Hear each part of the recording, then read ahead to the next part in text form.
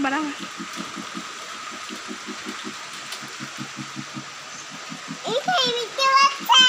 ধরো ধরো বৃষ্টি ধরো,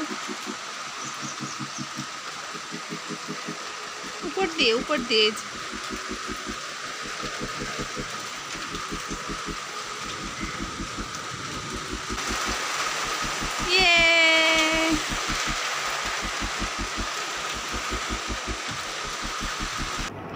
অনেক বৃষ্টি হচ্ছে, তাই আজকে ঠিক করলাম বৃষ্টির ভিতরে খিচুড়ি খাবো। আর খিচুড়ির সাথে খাবার জন্য পোয়া মাছ ভাজি, মুরগির মাংস রান্না করা হবে। আর আজকে মুরগির মাংসটা রান্না করব কাঁঠালের বিচি দিয়ে। এই জন্য কাঁঠালের বিচি, পেঁয়াজ, রসুন এগুলো কেটে নেওয়া হলো। এবার কড়াইতে তেল দিয়ে দিলাম। তেলটা গরম হয়ে গেলে তখন আমি মশলা দিব। তেজপাতা, দারচিনি আর এলাচ দিয়ে দিলাম। এগুলোকে একটু ভেজে নিব। তারপরে দিব আমি পেঁয়াজ কুচি। এবার পেঁয়াজটাকে হালকা ভেজে নেব। এখন দিয়ে দিব রসুন কুচি। পেঁয়াজ রসুনটা একটু ভালোভাবে ভেজে নিব এখন। এবার দিয়ে দিলাম আদা বাটা। এবার আদাটাও পেঁয়াজ রসুনের সাথে ভালোভাবে মাখিয়ে নেব।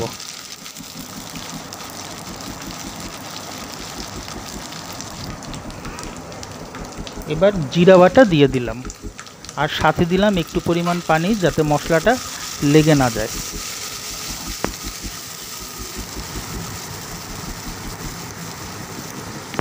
এখন আমি হলুদ দিয়ে দিলাম। এবার দিব মরিচের গুঁড়া। এবার হলুদ আর মরিচটা ভালোভাবে মাখায় নিচ্ছি। আরও একটু পানি দিয়ে দিলাম মশলাটা কষানোর জন্য। এখন দিলাম স্বাদ মতো লবণ। এবার মুরগির মাংসটা মশলার ভিতরে দিয়ে দিলাম। এখন মাংসের গায়ে মশলাগুলো ভালোভাবে মাখিয়ে নেব।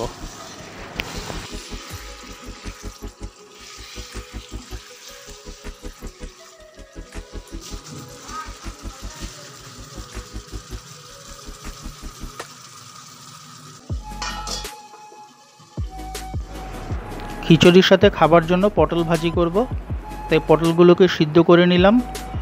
এবার এর সাথে হলুদ লবণ মাখিয়ে নিব।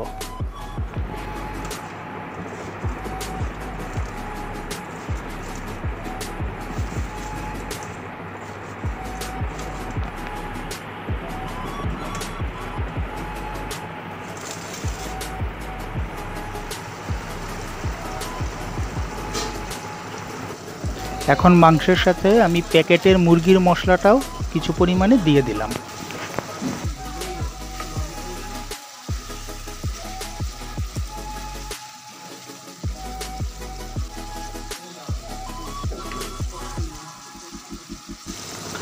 এখন দিয়ে দিব কাঁঠালের বিচি।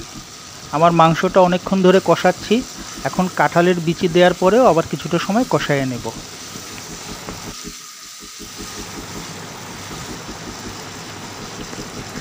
মাংস কষানো হয়ে গেছে, এখন আমি ঝোলের জন্য পানি দিয়ে দিলাম।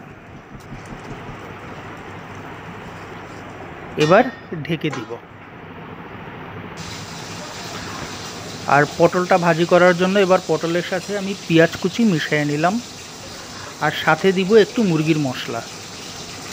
এবার মশলাটা পটলের সাথে ভালোভাবে মাখিয়ে নিতে হবে।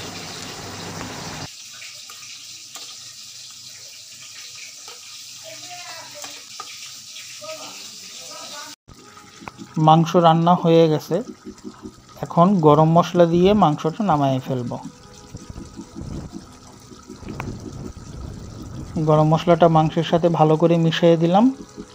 এখন ঢেকে রাখবো আর চুলাটা বন্ধ করে দেব।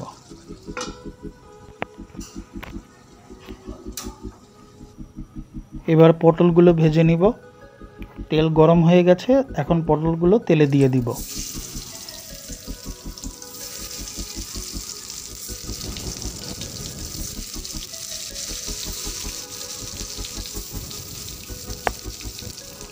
পটলগুলো যেহেতু আগে থেকেই সেদ্ধ করা, তাই এই রান্না করতে বেশি সময় লাগবে না। আমি এখন পটলের উপর থেকে যে পেঁয়াজ কুচিগুলো দিয়েছিলাম সেগুলো ছড়াইয়ে দিলাম, আর সাথে একটু পানি দিয়ে দিলাম যাতে পেঁয়াজটা সেদ্ধ হয়ে যায়। পেঁয়াজ সেদ্ধ হয়ে গেলেই আমি পটল নামিয়ে ফেলবো।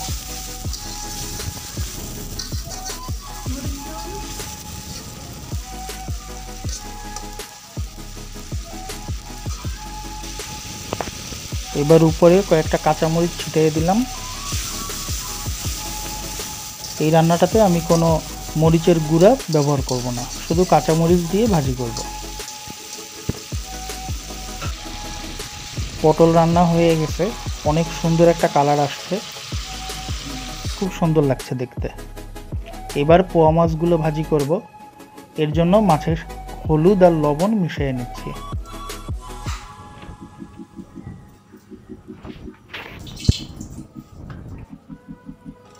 মাছগুলো একদম তাজা, আজকে সকালেই বাজার থেকে আনা হয়েছিল। বর্ষার ভিতরে এইসব মাছ খেতেও ভালো লাগে, আর একদম তাজা মাছটাও পাওয়া যায়। তো মাছগুলোতে হলুদ লবণ মাখিয়ে নিলাম, আর সাথে আমি একটু পেঁয়াজ কুচিও দিছি। তো মাছগুলো আগে ভেজে নিব, তারপরে আমি পেঁয়াজ কুচি যেটা দিয়েছিলাম ওইটা দিয়ে একটা গ্রেভি বানিয়ে নেব।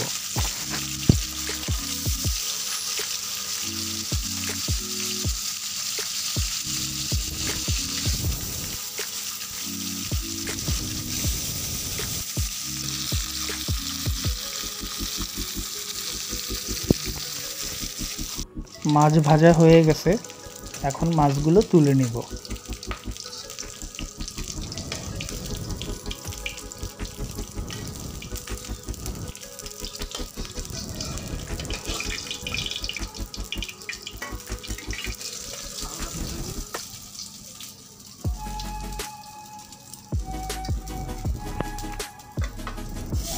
এবার আমি যে পেঁয়াজ কুচিটা দিয়েছিলাম মাছের সাথে, ওইটা একটু ভেজে হালকা একটু পানি দিয়ে এটাকে মাখা মাখা করে একটু গ্রেভি তৈরি করে নেব।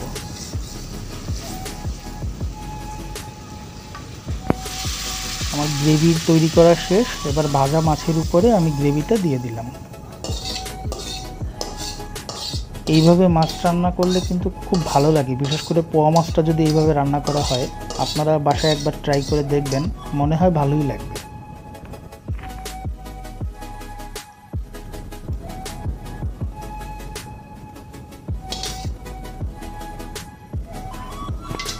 এখন খিচুড়ি রান্না হচ্ছে।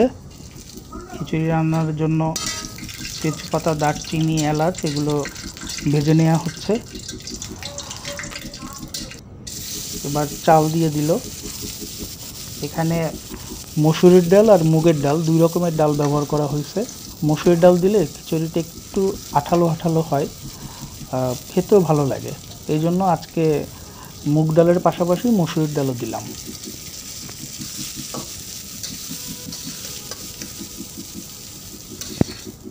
খিচুড়ি রান্না করতে তো আসলে বেশি সময় লাগে না। চাল ডালটা হালকা ভাজা হয়ে গেছে, এবার একটু আদা বাটা দিয়ে গরম পানি দিয়ে দেওয়া হলো। এখন ঢেকে রাখা হবে, কিছুক্ষণ পরেই আপনা আপনি হয়ে যাবে।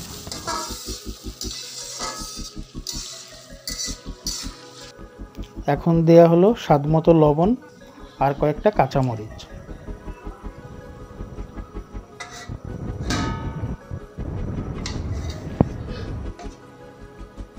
আমাদের খিচুড়ি হয়ে গেছে, পুরো পানিটা টেনে গেছে এবং খিচুড়িটা যথেষ্ট ঝুরঝুরা হয়েছে এবং দেখেন যে সুন্দর একটা কালার আসছে।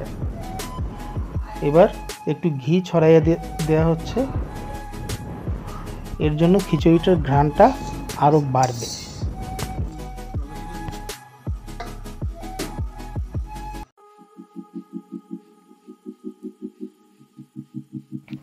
অবশেষে খেতে বসে পড়লাম।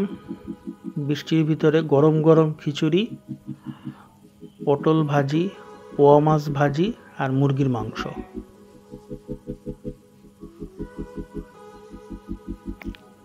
প্রথমে পটল দিয়ে খাবো।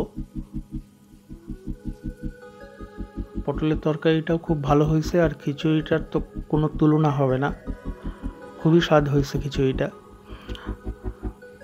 আমার কাছে এরকম একটু আঠালো টাইপের খিচুড়িটা বেশি ভালো লাগে খেতে।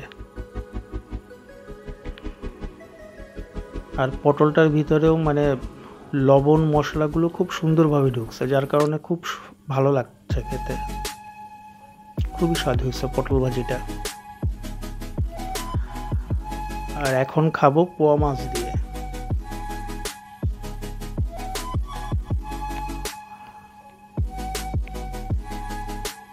পোয়া মাছটাও একদম ফ্রেশ মাছ ছিল। এই যে দেখেন মাছটা একদমই ফ্রেশ। আর তাজা মাছের তো এমনিতেই স্বাদ বেশি হয়। বেশ ভালো লাগছে মাছ দিয়ে খিচুড়িটা খেতে। খিচুড়ি বেশিরভাগ সময় আমরা মাংস বা ডিম দিয়ে খাই, কিন্তু আজকে মনে হলো যে একটু মাছটাও ভাজি করি, কারণ আজকে পোয়া মাছ দেখার পরে ইচ্ছা করলো যে একটু পোয়া মাছ দিয়ে খিচুড়ি খেতে। এবং এখন দেখলাম যে মাছটা ভাজি করে ভালোই হয়েছে, কারণ মাছ ভাজা দিয়ে খুব স্বাদ লাগতেছে খিচুড়িটা।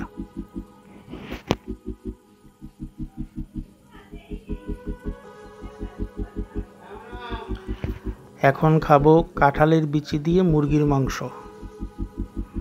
মুরগির মাংসটা একটু ঝাল ঝাল করা হয়েছে যাতে খিচুড়ির সাথে ভালো লাগে। যে কাঁঠালের বিচি দিয়ে আমার কাছে এমনিতেও মাংস খুব ভালো লাগে খেতে, খুবই ভালো লাগতেছে। অনেক স্বাদ হয়েছে রান্নাটা।